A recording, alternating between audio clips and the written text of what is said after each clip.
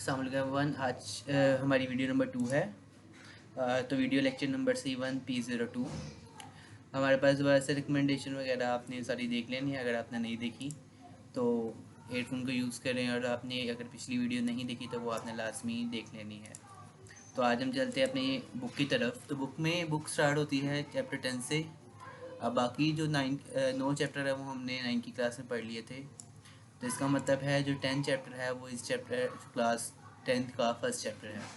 तो इसलिए सबसे पहले हमारे पास यहाँ पे आ जाती है definition. A body is said to be vibratory, मतलब ये यहाँ से आज तक पहली बात आपने पहले भी सुनी हुई है। तो ये हमारे पास क्या है, ये वाइब्रेटरी मोशन, मतलब to and fro motion of body या back and forth motion of body about a mean position. इसे हम क्या कहते हैं, ये हमारे पास आ जाती है इसकी डेफिनेशन कि ये सिंपल वाइब्रेशन की क्या है डेफिनेशन है। अगर पीछे वाली भी आती है तो वो भी यूज़ कर सके, बिल्कुल सेम ही है। तो इसको हम हाईलाइट कर लेते हैं सिंपली। तो यहाँ से आपने ये डेफिनेशन याद करनी है। और फर्दर आगे चीज़ है कि फर्दर हमारे पास क्या है, इसमें जो वर्ड है अबाउट अ मीन पोजीशन, इसका मतलब है कि पूरी ही बॉडी जो वाइब्रेशन मोशन होती है वो हमेशा एक पॉइंट के अराउंड होती है, और उसे हम कहते हैं mean position. And other term for the vibration is called oscillation, मतलब वाइब्रेशन का ही दूसरा नाम क्या होता है, ऑसिलेशन। तो ये आपने यहाँ तक याद करना है ऐसे। बाकी जो बाकी चीज़ें हैं वो हम वो आगे ऐसी है कि बस इंट्रोडक्शन बताया हुआ है। अच्छा, जो साइड इन्फॉर्मेशन है बिल्कुल साइड में इसकी क्या लिखा हुआ है, a spider detect spray. Prey का मतलब वो शिकार, मतलब फॉर एग्जांपल उसके ये जाले के अंदर, वेब के अंदर जो भी कोई आप उसका प्रे आता है, मतलब शिकार आता है, तो उसको क्या करते हैं, उसको एक ऐसे डिटेक्ट करता है ड्यू टू वाइब्रेशन। जब जैसे ही कोई इसकी ये वेब के अंदर कोई चीज़ आएगी तो वेब के अंदर वाइब्रेशंस आएंगी। तो इसका क्या मतलब है, ये आपका इम्पोर्टेंट पॉइंट है किसकी MCQs के लिहाज से, तो ये आपने याद करना है। फर्दर अगर हम चलते हैं तो इसके लिए ना फर्दर हम कुछ बातें देख लेते हैं। इसके लिए पहले हम एक वीडियो देखते हैं, मतलब एक सिमुलेशन है। ये हमारे पास एक सिंपल पेंडुलम है। ये सिंपल पेंडुलम हमने क्यों यहाँ पे बनाया, ताकि हमें बात समझ आ जाए। तो अभी जिस कंडीशन के ऊपर ये आपका पेंडुलम है, इसे हम कहते हैं इसकी मीन पोजीशन। इसको हम मीन पोजीशन कहेंगे क्योंकि जब ओसिलेशन होगी तो इसी पॉइंट के अराउंड बॉडी मूव करेगी। तो ये तो हमें पहले से पता है कि इसे हम कहते हैं मीन पोजीशन। और इसके बाद अब दूसरी चीज़ ये है कि अब हमने इसे जितना भी यहाँ तक लेके जाकर अगर छोड़ेंगे तो दोबारा इसकी वाइब्रेशन स्टार्ट हो जाएंगी। तो अब अभी जो इसकी पोजीशन है इसे हम कहते हैं एक्सट्रीम पोजीशन। दो पोजीशन के पहले नाम याद कर लिए, एक मेन पोजीशन और एक ही एक्सट्रीम पोजीशन। एक्सट्रीम पोजीशन से जब आप इसको छोड़ेंगे तो ये क्या करेगा, मेन पोजीशन के अबाउट इस तरह से ऑसिलेशन स्टार्ट करेगा। मेन पोजीशन एक ही होती है जो डॉटेड लाइन हमें शो हो रही है, और जो एक्सट्रीम पोजीशन है वो अदर साइड दोनों साइड पे होंगी। तो हम इसको यहाँ पे रख के एक इस स्केच यहाँ से खींच लेते हैं और डिफरेंट टर्मिनोलॉजीज वगैरह देखते हैं।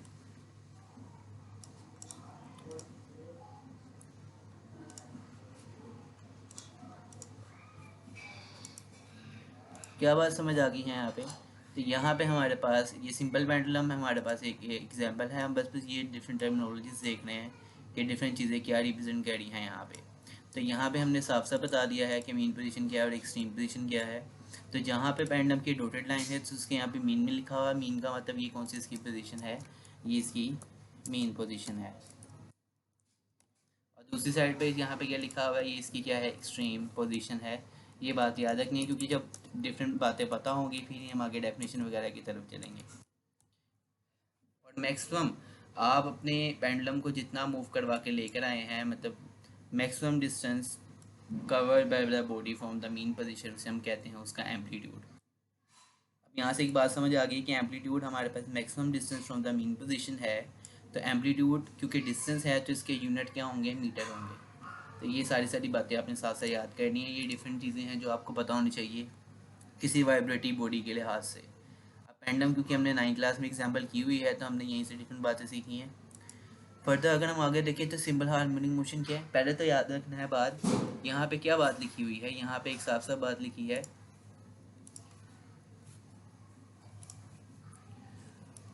स्पेशल काइंड ऑफ वाइब्रेटरी या oscillatory motion. Oscillatory motion vibratory motion same ही होती है।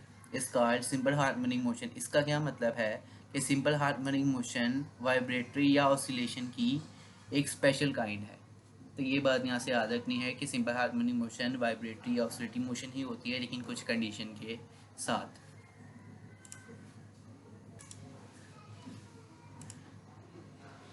फर्दर कुछ बात हमने यहाँ से याद करने के, वन वाइब्रेशन क्या होता है। वन वाइब्रेशन में लिखा हुआ है वन, क्योंकि ये बातें पहले पता होंगी फिर ही हम इसे समझ पाएंगे। वन कंप्लीट राउंड ट्रिप और वाइब्रेटिव बॉडी अबाउट इस मीन पोजीशन से हम वन वाइब्रेशन कहते हैं। अगर हमने वन वाइब्रेशन देखना है तो इसको मैं यहाँ पे एनिमेशन से दिखा भी सकते हैं कि वन वाइब्रेशन किसे कहते हैं। तो वन वाइब्रेशन के लिए हम यहाँ पे सिंपली क्या करते हैं,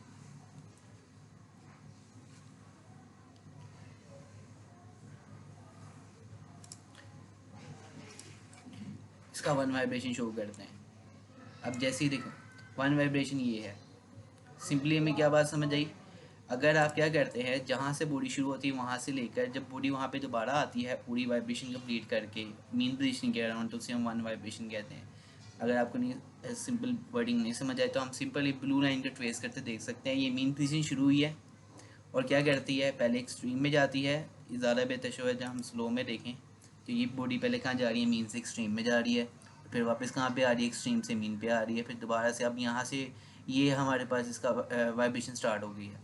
तो पहले ये मीन से एक्सट्रीम पे गई है, फिर एक्सट्रीम से मीन पे वापस आई है, फिर दोबारा एक्सट्रीम पे गई है, और जब वापस ये मीन पे आएगी तो हमारे पास वन वाइब्रेशन कंप्लीट हो जाएगी। तो ये ब्लू लाइन रिप्रेजेंट करती है वन वाइब्रेशन को। तो वन वाइब्रेशन की बात समझ आ गई होगी, एक complete round strip of a body. तो ये आपने डेफिनेशन के तौर पे याद करनी है, ये एज इट इज़ ही लिखेंगे इसको, इसमें कोई भी बात हम चेंज नहीं करेंगे। तो one complete round strip of a body about it's mean position, जिसे हम कहते हैं वन वाइब्रेशन। टाइम पीरियड क्या होता है, अब ज़ाहिर सी बात है एक पूरी वाइब्रेशन करने में कुछ टाइम लगेगा, तो कुछ टाइम जितना टाइम लगेगा उसे हम कहेंगे वन टाइम पीरियड, और इसे कैपिटल टी के साथ रिप्रेजेंट करते हैं। The time taken by the vibrating body to complete its one vibration is called time period. तो यहाँ तक ये बातें क्लियर हैं। अगर हम टाइम पीरियड मेजर करना चाहें तो वो भी हम यहाँ से निकाल जा सकता है कि टाइम पीरियड का मतलब क्या होता है।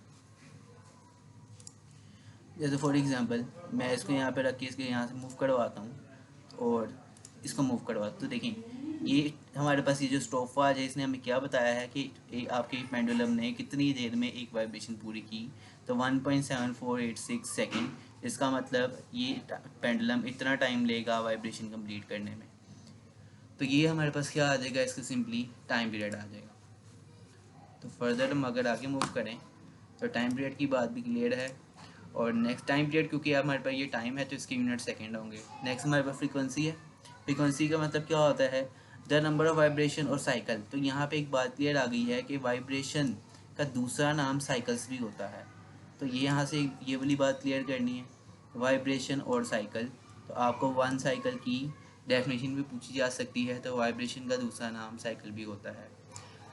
Of a vibrating body in 1 second, मतलब 1 सेकेंड के अंदर ये वाइब्रेटिंग बॉडी जितनी वाइब्रेशन की साइकिल कंप्लीट करती है उसे हम फ्रीक्वेंसी कहते हैं। और इसके लिए आपने क्या करना है, यहाँ से ये फॉर्मूला भी याद करना है कि फ्रीक्वेंसी हमारे पास का फॉर्मूला क्या होता है। अगर आपके पास टाइम पीरियड है, टाइम पीरियड को 1 से डिवाइड कर दे तो हमारे पास फ्रीक्वेंसी आ जाती है। तो यहाँ से एक बात क्लियर होगी कि अगर हमारे पास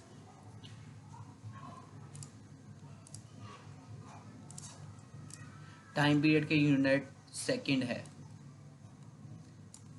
तो फ्रीक्वेंसी के यूनिट होंगे पर सेकंड, क्योंकि वो क्या कर रहा है, टाइम का इन्वर्स कर रहा है। तो ये बात हमने यहाँ से याद रखनी है। फर्दर एम्पलीट्यूड की बात हम पहले भी कर चुके हैं। The maximum distance, maximum displacement. अब यहाँ पे याद रखना ये मैक्सिमम डिस्प्लेसमेंट है, तो आपके पास ये इसके यूनिट क्या होंगे, मीटर होंगे। Of a vibrating body on either side from the mean position, इसे हम कहते हैं एम्पलीट्यूड। एम्पलीट्यूड, और याद रखनी है यहाँ पे बात कि मैक्सिमम डिस्प्लेसमेंट, डिस्प्लेसमेंट हमेशा क्या होता है, उसकी डायरेक्शन होती है। तो यहाँ पे क्या है कि मीन पोजीशन से दूसरी तरफ आपकी बॉडी जितना मूव करती है, मैक्सिमम मूव करती है, मैक्सिमम डिस्प्लेसमेंट कवर करती है, उसे हम क्या कहते हैं, उसे हम एम्पलीट्यूड कहते हैं। तो ये आपकी कुछ टर्मिनोलॉजीज़ हैं, ये पहले क्लियर होंगी फिर ही आगे वाली बातें समझ आएंगी। तो लास्ट बात ये है कि जो पर सेकंड वाले यूनिट हमने फ्रीक्वेंसी के निकाले हैं ये इस फॉर्मूला के मुताबिक है। अगर हम ऐसा यूनिट की बात करें तो फ्रीक्वेंसी का ऐसा यूनिट्स पर सेकंड, ऐसा यूनिट हर्ट्स होता है।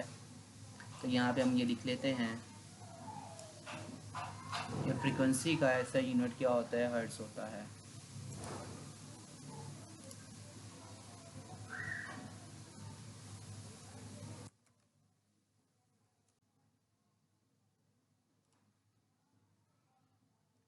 The SI unit for is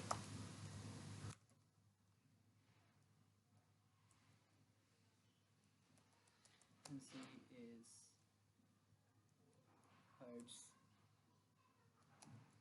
और इसको हम एच जी के साथ भी रिप्रेजेंट करते हैं।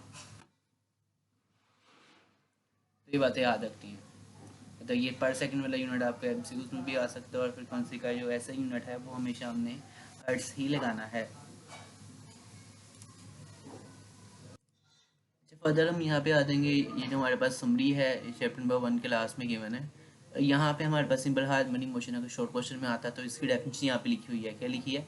सिंपल हार्मोनिक मोशन, जिसे हम एस एच एम के साथ कैपिटल के साथ रिप्रेजेंट करते हैं शॉर्ट फॉर्म में। ये शॉर्ट फॉर्म आपको पेपर में भी आ सकती है, एमसीक्यूज में भी आ सकती है। Is a to and fro oscillation motion, मतलब टू एंड फ्रो मोशन होती है जिसे हम वाइब्रेटिंग मोशन भी कहते हैं या ऑसिलेशन मोशन भी कहते हैं।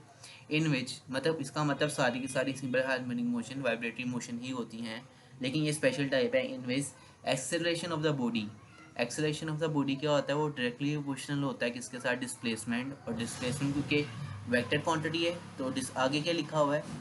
Of the body from the mean position, कि डिस्प्लेसमेंट हमेशा मीन पोजीशन से ही हमने लेना है। तो यहाँ पे आपने सबसे पहले याद रखनी है बात की डेफिनेशन हमारे पास सिंपल हार्मोनिक मोशन की, आपने ये वाली यूज़ करनी है।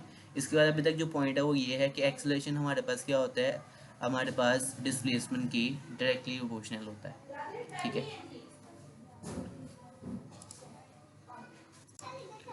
तो यहाँ तक अच्छा। इसका ज़रा समझ लेते हैं कि डिस्प्लेसमेंट ज़्यादा होगा तो चेंज इन वेलोसिटी ज़्यादा होगा। चेंज इन वेलोसिटी को एक्सेलरेशन कहते हैं ना। तो मतलब हमें एक बात समझ आ गई है कि जितना एक्सेलरेशन ज़्यादा आप डिस्प्लेसमेंट ज़्यादा करेंगे उतना ही ज़्यादा एक्सेलरेशन ज़्यादा होगा। एक्सेलरेशन ज़्यादा होने का मतलब है उतना ज़्यादा हमारे पास चेंज इन वेलोसिटी क्या आएगा, वो ज़्यादा आएगा। तो सिंपल अगर हम इसके यहाँ पे देखें, अगर मैं एक बॉडी को यहाँ से, मतलब यहाँ पे एम्पलीट्यूड कम है, मतलब displacement for the mean position कम है, यहाँ छोड़ता हूँ तो एक्सेलरेशन चेंज इन वेलोसिटी कम आ रहा है। लेकिन अगर मैं इसे थोड़ी हाइट से छोड़ूंगा तो यहाँ से इसे छोड़ेंगे तो इसका मतलब यहाँ पे डिस्प्लेसमेंट ज़्यादा था तो एक्सेलरेशन चेंज इन वेलोसिटी ज़्यादा आ रहा है। तो यहाँ से एक बात क्लियर हो जाती है, जो पहले वाला हमारा पॉइंट है कि acceleration directly opposite to displacement कैसे है।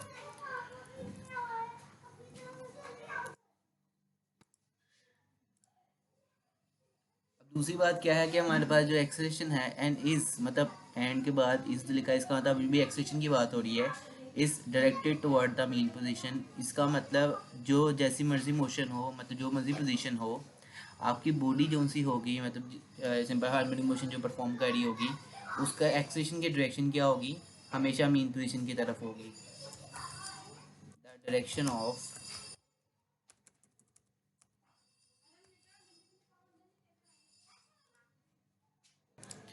अच्छा नेक्स्ट अगर हम देखें तो इसमें क्या है कि दूसरी बात क्या है कि डायरेक्शन ऑफ जो हमारे पास एक्सेलरेशन की डायरेक्शन होगी, मतलब जो बॉडी हमने अटैच की हुई है, एक्सेलरेशन की डायरेक्शन होगी वो किस तरफ होगी? हमेशा मीन पोजीशन की तरफ होगी।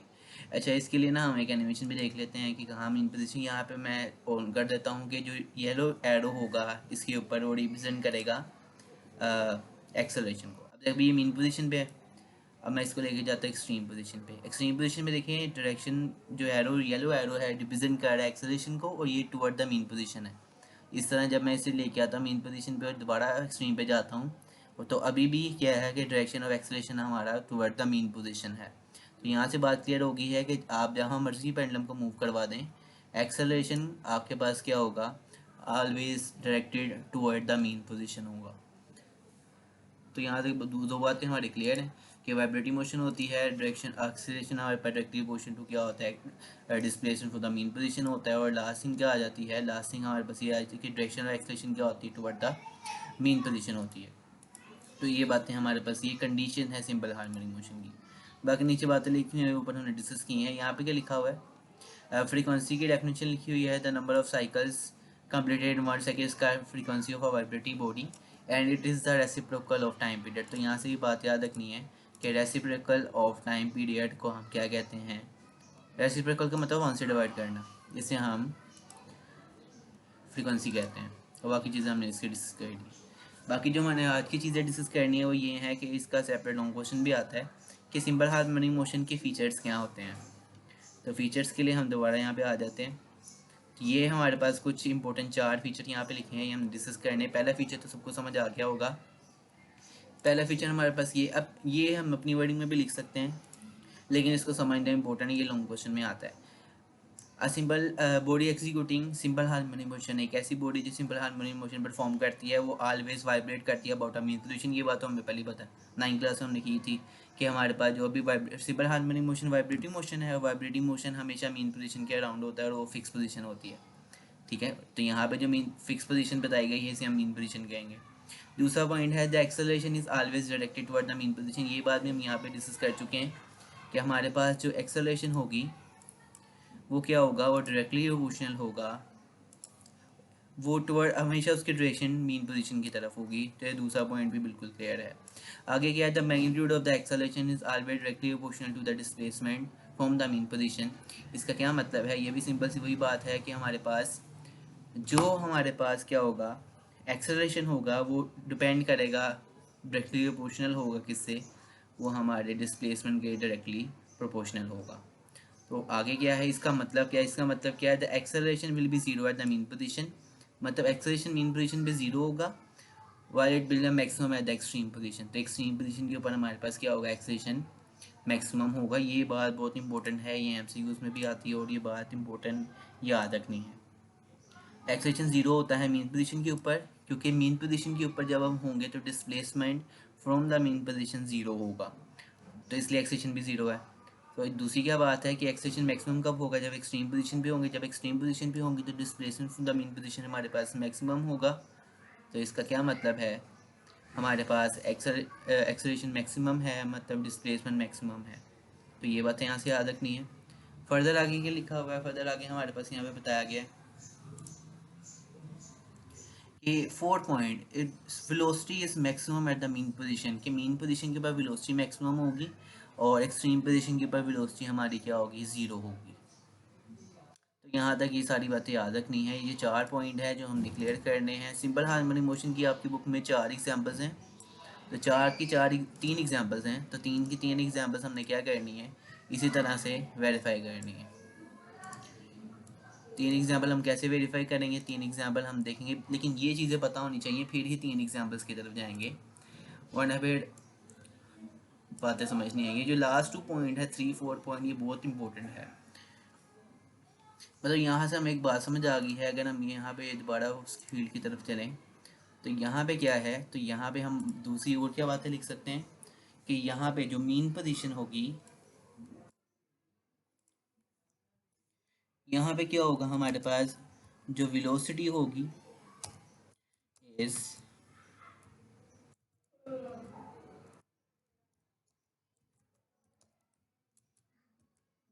मैक्सिमम, एक्सेलरेशन इज ज़ीरो या मिनिमम। यहाँ पे हमने ये बात पढ़ी है। जो तीसरा पॉइंट है इसके ऊपर लिखा हुआ है एक्सेलरेशन ज़ीरो होता है मीन पोजीशन पे और मैक्सिमम होता है एक्सट्रीम पोजीशन पे। मतलब जो रूल एक्सेलरेशन का है उससे उल्टा रूल इसका है ज़ीरो। तो यहाँ पे फर्दर एक्सट्रीम पोजीशन पे क्या है कि हमारे पास, अब ये बात हमें पहले ही पता है कि मैक्सिमम हाइट पे जाके वेलोसिटी क्या हो जाती है, मिनिमम हो जाती है या ज़ीरो हो जाती है।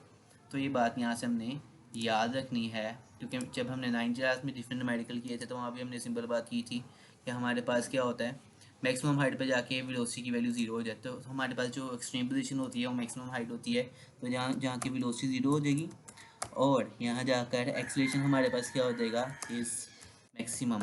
मैक्सिमम हो या मिनिमम, हमारे पास एक्सेलरेशन की जो डायरेक्शन होगी हमेशा टुवर्ड द मीन पोजीशन होगी। तो ये बातें याद रखनी है। अब फर्दर हम आगे देखते हैं कि सिंपल हार्मोनिक मोशन की हमारे पास कितनी एग्जांपल्स हमारी बुक में गिवन है। तो हमारी बुक में 3 एग्जांपल्स गिवन है। पहली एग्जांपल ये है कि motion of mass attach to a spring on a horizontal table, कि ये जो हॉरिजॉन्टल टेबल के ऊपर एक मैस को हमने स्प्रिंग के साथ अटैच किया, ये भी सिंपल हार्मोनिक मोशन करता है। इसी तरह जो दूसरी एग्जांपल है वो हमारे पास किसकी है, वो दूसरी एग्जांपल हमारे पास ये है बॉल एंड बाउल सिस्टम। मतलब एक बॉल के अंदर हमारे पास बॉल मूव करता है, ये भी सिंपल हार्मोनिक मोशन है। और जो थर्ड है ये क्या, सिंपल पेंडुलम, ये तो अभी हमने डिटेल से भी देखा, लेकिन फर्दर इसके साथ अभी हम पढ़ेंगे। तो ये यहाँ तक सारी बातें हैं। इसके बाद कुछ पॉइंट डिस्कस करेंगे एमसीक्यूज के लिहाज से, जो आपको आने चाहिए क्योंकि ये इसी से ड्राइव हुए हैं।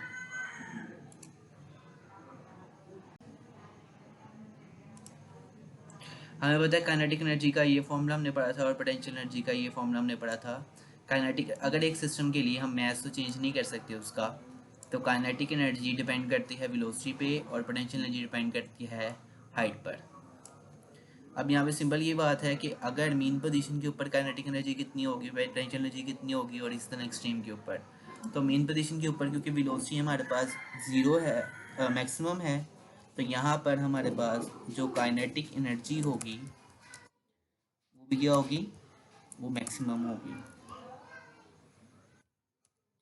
और इसी तरह जो पोटेंशियल एनर्जी होगी वो क्या होगी, पोटेंशियल एनर्जी वो मिनिमम होगी। हम यहाँ पे ज़ीरो नहीं लिख सकते क्योंकि ज़मीन के साथ इसकी ज़ाहिर सी बात है कोई ना कोई हाइट होगी। तो मिनिमम पोटेंशियल एनर्जी इसलिए है कि हमारे पास यहाँ पर हाइट मिनिमम है और एक्सट्रीम पोजीशन पे हाइट मैक्सिमम है, तो पोटेंशियल एनर्जी मिनिमम और मैक्सिमम है। तो यहाँ पे आगे लिख लेते हैं, क्योंकि अब एक्सट्रीम पोजीशन की बात करें तो यहाँ पर वेलोसिटी क्योंकि ज़ीरो है तो काइनेटिक एनर्जी यहाँ पे क्या होगी, ज़ीरो होगी, और पोटेंशियल एनर्जी हमारे पास क्या होगी, ये मैक्सिमम होगी। यहाँ पे बातें याद रखनी है कि ज़ीरो कहाँ है और मिनिमम कहाँ है। ये मीन पोजीशन के ऊपर पोटेंशियल एनर्जी ज़ीरो नहीं है, मिनिमम है। मिनिमम का मतलब है कि ज़ाहिर सी बात है ये यहाँ पे ग्राउंड पे थोड़ी है, जैसे हमारे पास एनिमेशन में भी शो हो रहा है, ये पेंडुलम मीन पोजीशन पे जब आएगा तो ये किसी हाइट पे ही होगा, तो किसी हाइट के ऊपर, इसका मतलब यहाँ पे पोटेंशियल एनर्जी होगी लेकिन ज़ीरो नहीं होगी, मिनिमम होगी, एक्सट्रीम पे मैक्सिमम होगी। तो ये बात हम यहाँ डायग्राम से भी देख सकते हैं। एनर्जी ग्राफ अगर हम देखें और इसे स्लोली मूव करवाएं तो देखें जैसे जैसे टुवर्ड द मीन पोजीशन जाता है काइनेटिक एनर्जी ज़्यादा होती है, और फिर काइनेटिक एनर्जी कम होती है, पोटेंशियल एनर्जी ज़्यादा होती है। इसी तरह जैसे ये मीन की तरफ गया तो मीन पे आकर हमारे पास सारी की सारी एनर्जी काइनेटिक एनर्जी ग्रीन में शो हो रहा है। और इसी तरह जब ये मीन से जाता है एक्सट्रीम के ऊपर, तो एक्सट्रीम के ऊपर जाकर हमारे पास पोटेंशियल एनर्जी मैक्सिमम शो करती है, और ये मैक्सिमम एम्पलीट्यूड के ऊपर काइनेटिक ज़ीरो और पोटेंशियल हमारे पास क्या है, मैक्सिमम है। तो इस तरह एनर्जी ग्राफ भी हम शो कर सकते हैं यहाँ पे।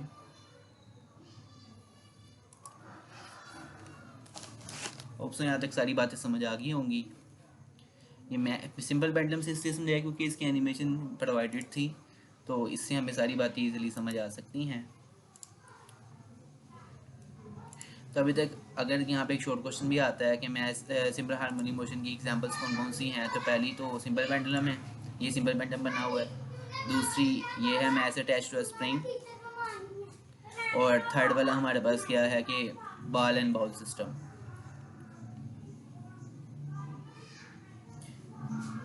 यहाँ से आपने कुछ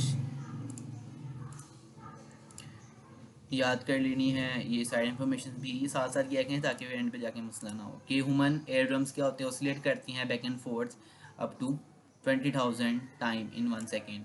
20,000 टाइम इन 1 सेकेंड का मतलब क्या है, 20,000 टाइम इन 1 सेकेंड का मतलब है कि इसकी ह्यूमन एयर ड्रम की फ्रीक्वेंसी कितनी है,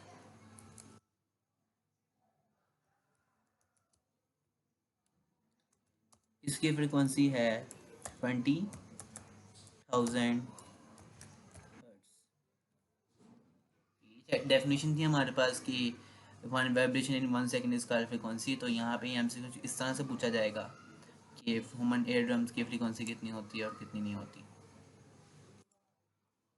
बाकी जो क्वेश्चंस वाले हैं ये हम देखेंगे जैसे जैसे हम आर्टिकल करते रहेंगे। ये बात यहाँ पे लिखी हुई है, kinetic and potential energy at different position is different in math spring system. जिस तरह सिंपल पेंडुलम के अंदर kinetic energy potential energy different जगह पे डिफरेंट थी, यहाँ पर भी डिफरेंट है।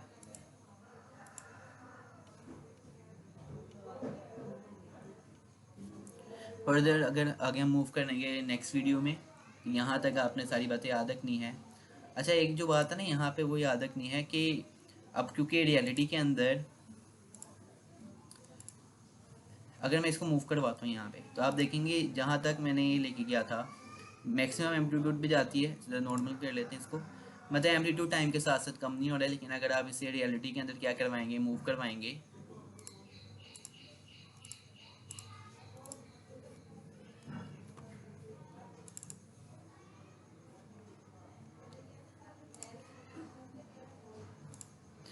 रियलिटी के अंदर मूव करवाएंगे तो इसका एम्पलीट्यूड टाइम के साथ साथ कम हो जाएगा। एम्पलीट्यूड टाइम के साथ साथ कम होने का मकसद है कि हमारे पास क्या होता है फ्रिक्शन की वजह से, लेकिन क्योंकि यहाँ पे मैंने फ्रिक्शन ज़ीरो की हुई है, अब क्वेश्चन आएगा कि यहाँ पे फ्रिक्शन कैसे ज़ीरो हो सकती है। यहाँ पे कोई भी किसी चीज़ के साथ टच नहीं हो रहा। हमने याद किया था फ्रिक्शन क्या था, कोलवर्स की वजह से आता था, जो स्लाइड होने की वजह से होती है।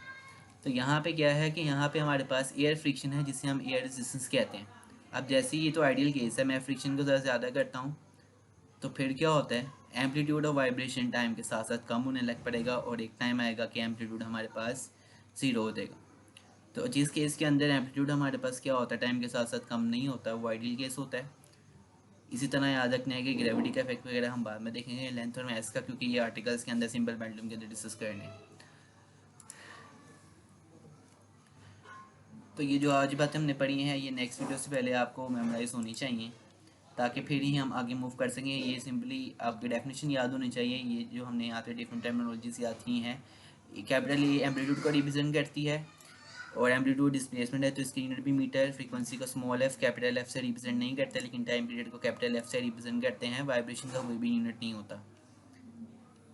हम सिंपल इसको साइकिल्स लिख सकते हैं या 10 वाइब्रेशन या 100 वाइब्रेशन इस तरह से लिख सकते हैं। बाकी जो बातें हैं वो हम ऐसे साथ साथ सबसे पहले मैं स्प्रिंग सिस्टम की डिफरेंट एग्जांपल्स करेंगे, फिर इस तरह से आगे लेके चलेंगे, सारी बातें साथ साथ सॉल्व होंगी। तो जितनी बातें अभी बताई हैं ये आपने नेक्स्ट वीडियो से पहले याद कर लेनी है।